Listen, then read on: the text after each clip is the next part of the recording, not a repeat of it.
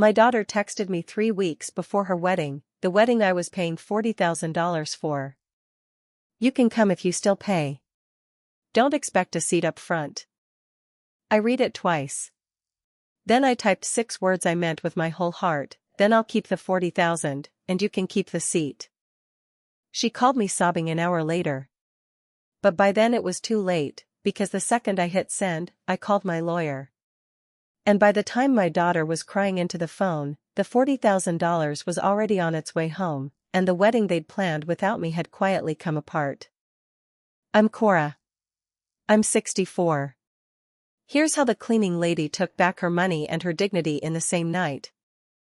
I built a cleaning company from one mop and a rusted station wagon when my daughter Bryn was 4 and her father walked out. 35 years later, Thorne Commercial Cleaning has 60 employees and contracts across the county. My hands are rough, swollen, calloused, the truest thing about me. People see hands like mine and decide the whole story: cleaning lady, salt of the earth, not someone you seat up front. My daughter's future in-laws decided that the day they met me. Bryn fell for Preston Whitfield, old money, or the memory of it. His mother Vivian shook my hand for exactly as long as politeness required. Cora. Preston tells us you're in cleaning. How industrious. What I didn't know yet, the Whitfield money was mostly gone. The name was all that was left, and a fading name is the proudest, most dangerous kind, because it has nothing left to protect but appearances.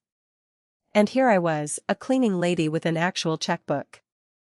I offered to pay for the wedding, $40,000, every cent earned on my knees. But I didn't hand anyone a blank check. I became the customer. Every vendor contract, venue, caterer, florist, band, signed by me. Cora Thorne, responsible party. My lawyer Sandra reviewed every clause.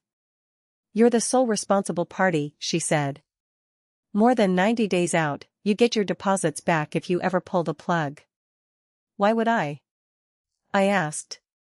No reason, she said. Just good to know where the door is.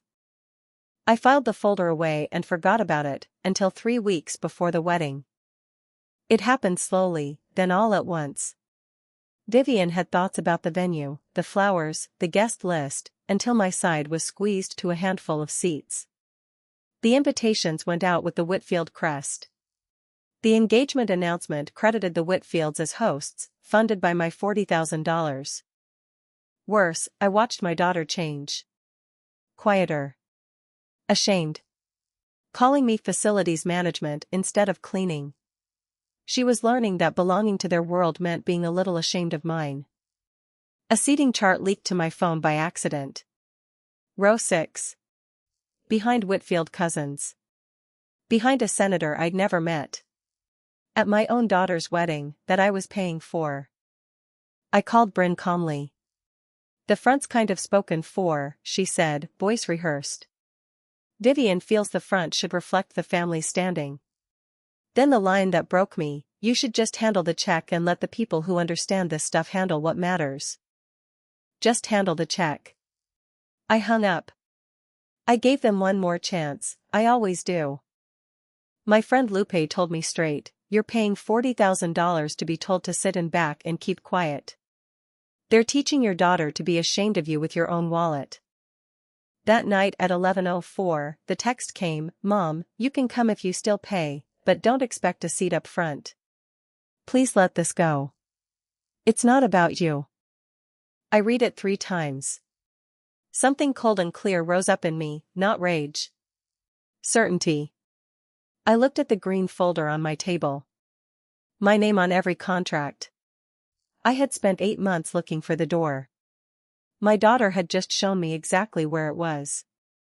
At 11:06, I replied, then I'll keep the 40,000, and you can keep the seat. At 11:09, I called Sandra. I want out. All of it. Tonight, before I lose my nerve. Within the hour, formal cancellation notices were timestamped and sent to the venue, the caterer, the planner. Every dollar, mine to reclaim. My daughter called at 12:05 a.m. By then, the truth was already in writing. She wasn't undoing anything, it was already done. Mom, what did you do? The wedding's in 3 weeks. I did exactly what I said I'd do. You told me I could pay but not sit up front. I kept the 40,000. I'm a woman of my word. Why would you do this to me? I didn't do this to you, I said quietly. I declined to do it to myself. I chose my dignity over their party. It was the one seat in that room that was actually only mine. Once my money left the room, the Whitfields had to look at their own bank account. There wasn't one, not really. Preston had no savings. Gerald's business was dead in a nice suit. Vivian had been quietly selling jewelry for years to keep up the house. They'd never hosted anything. They'd hosted my money. And now the gleaming performance had nothing left to perform with. Vivian arrived at my kitchen uninvited, offering me a dignified seat, just not the front. Same offer, I said. Nicer words. Still no. She cracked. Common. Grasping. Exactly the kind of person everyone worried you were. I set down my coffee.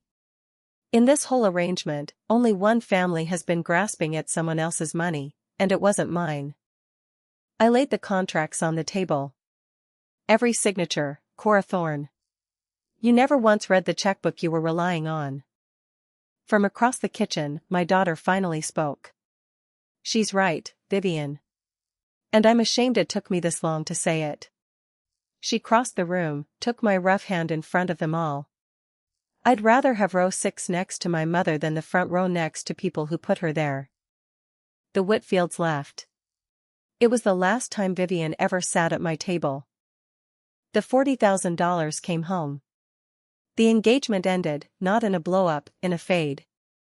Bryn gave the ring back. I realized I was watching a documentary about my own life, she told me.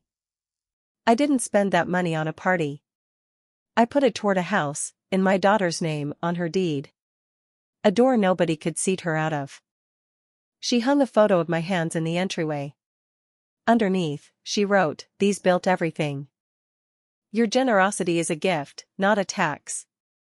The day someone wants your open hand but turns away your face, that's the day kindness has become a leash. Set it down. Give until it feels good, but never pay for the privilege of being treated as less." That's my story. One text, one call to my lawyer, and $40,000 that came home. If this reminded you your worth was never up for a vote, take it as a sign. Drop a comment, and subscribe for the next one.